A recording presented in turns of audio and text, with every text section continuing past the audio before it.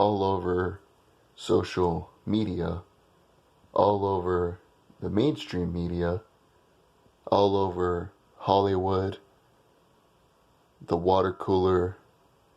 I keep hearing that the main prevalent issue that should be conscious in my mind, that I should focus all my energy on, is the premise, the hypothesis, that cops who are white unfairly target African Americans because of racism. Now, when I hear a premise, when I hear an argument, I do my own research. I look at multiple sources, I look at statistics, I look at data. Then I form my opinion based upon the information that I find. When you become an adult, you're supposed to have some level of discernment. As a child, you throw tantrums when you can't get your candy bar. But as an adult, if you get angry at another adult for sharing their opinion and you have no facts to back anything up, just your emotions, you're a child in an adult's body. It is what it is. But something I've noticed when looking into the background of some of the officers involved, two of them were not even white. One of them was Hispanic, based upon his last name, and the other one was Arabic. Again, I'm not looking at race, but the media is trying to divide us between racial lines. That's why they focus on the white cop instead of all of the cops who were involved.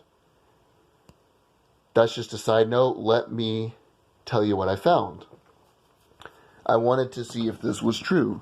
I looked at a few sources. One of them is called mappingpoliceviolence.org. And according to this website, shootings of African Americans have been down every year since 2013. But if you look at the shootings of other races like Caucasians, Hispanic, and others, it's not went down, it stayed the same. According to pewresearch.org, the U.S. incarceration rate has fallen every year since its peak in 2008, and it's at the lowest level in 20 years. There are 1/3 fewer African American inmates today than in 2016. According to Lois James, researcher at Washington State University, police officers were less likely to shoot unarmed black suspects than unarmed white or Hispanic in simulated scenarios.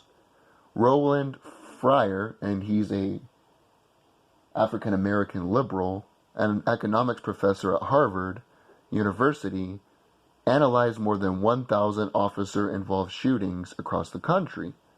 He concluded that there is zero evidence of racial bias in police shootings.